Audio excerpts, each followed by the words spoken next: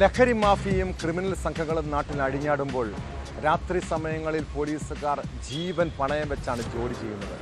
കാരണം ഇക്കാലത്ത് പോലീസുകാരെ ആക്രമിക്കാൻ പോലും ഇവർ മടി കാണിക്കില്ല. കാസർഗോഡ് രാത്രികാല പട്രോളിങ്ങിനിടെ ദുരൂഹ സാഹചര്യത്തിലെത്തിയ കാർ ജീപ്പിൽ ഇടിപ്പിച്ച് പോലീസുകാരെ കൊലപ്പെടുത്താൻ ശ്രമമുണ്ടായി.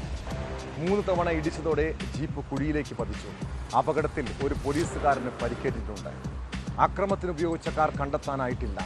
കാറിലുണ്ടായിരുന്ന യുവതിയെയും യുവാവിനെയും കണ്ടെത്താൻ അന്വേഷണം ഊർജിതമാണ്.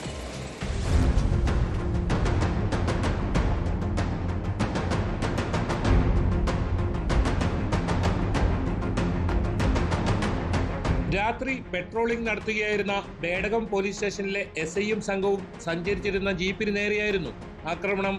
ആൾട്ടോ കാർ 3 തവണ പോലീസ് വാഹനത്തിലിടിച്ചു.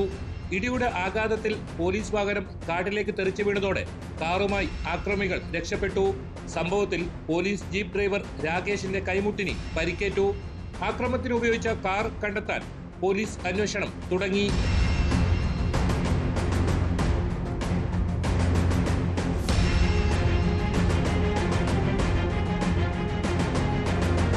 വ്യാഴാഴ്ച രാത്രി 11 മണിയോടെ പള്ളത്തുങ്കാലിൽ വെച്ചായിരുന്നു സംഭവം.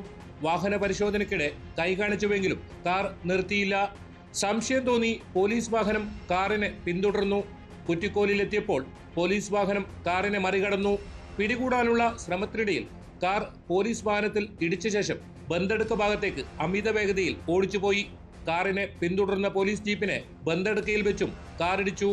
പള്ളത്തുങ്കാലിലെത്തിയപ്പോൾ മറികടക്കാൻ ശ്രമിച്ച പോലീസ് വാഹനത്തിൽ വീണ്ടും കാറിടിച്ചതോടെ പോലീസ് വാഹനം നിയന്ത്രണം വിട്ട് റോഡരികിലെ കുഴിയിലേക്ക് പതിക്കുകയായിരുന്നു. കാർ ഓടിച്ചിരുന്ന ആളെ കൂടാതെ ഒരു യുവതിയും കാറിനകത്തുണ്ടായിരുന്നു. കാറിന്റെ നമ്പർ കേന്ദ്രീകരിച്ചുള്ള അന്വേഷണം തുടരുകയാണ്. ലഹരിക്കടത്തടക്കമുള്ള കാര്യങ്ങൾ പോലീസ് സംശയിക്കുന്നുണ്ട്.